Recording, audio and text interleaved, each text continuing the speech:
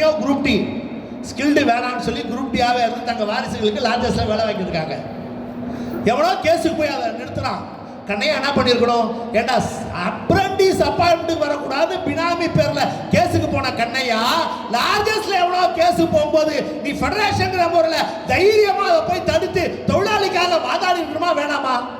நீ தானே ஃபெடரேஷனு, நீ தானே டெல்லியில் இருக்க.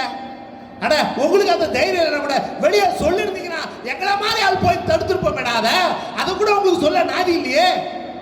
ஃபெடரேஷன் இம்ப்ளீட் ஆச்சா ஏஆர்எஃப் என்எஃப்ஐஆரோ லார்ஜஸ்ட் ஸ்கீம் எடுத்து எவனா கேஸ் போட்டு தடுக்கும் போது செய்யலையே நீ அதை. இப்போ திருப்பி பேசுறாரு யாரு, ராகவையா பேசியிருக்காரு. நாங்கள் லார்ஜஸ்ட் திருப்பி கொண்டு வந்து தொழிலாளியின் ஒரு பிள்ளைக்காவது வேலை வாங்கி தருவோம். அந்த கோரிக்கையை தொழிலாளி மறந்து எத்தனை வருஷம் ஆயிடுச்சு, இன்னமும் அதையா போன மாதிரி இல்லைங்க.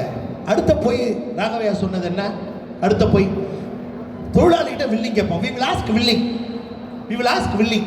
if you want paper pass you will get paper pass, if you want e-pass you will get e-pass. இதான் ராகவையா சொல்லியிருக்காரு. யாராவது e-passக்கு ஆசைப்படுவாங்களா? ரயில்வே வந்து e-pass கொடுத்து பேப்பர் பாஸ் கொடுக்குமா? ஒரு ஆன்டி லேபர் பாலிசி வரும்போதே அதை நுழைய விடாமல் தடுக்க வேண்டிய ஏஆர்எஃப் என்எஃப்ஐஆரும் அதை நுழைய விட்டு டிஆர்யூ கேள்வி கேட்ட பிறகு அதை பற்றி இங்கே பொய் புழுகிறார்கள்.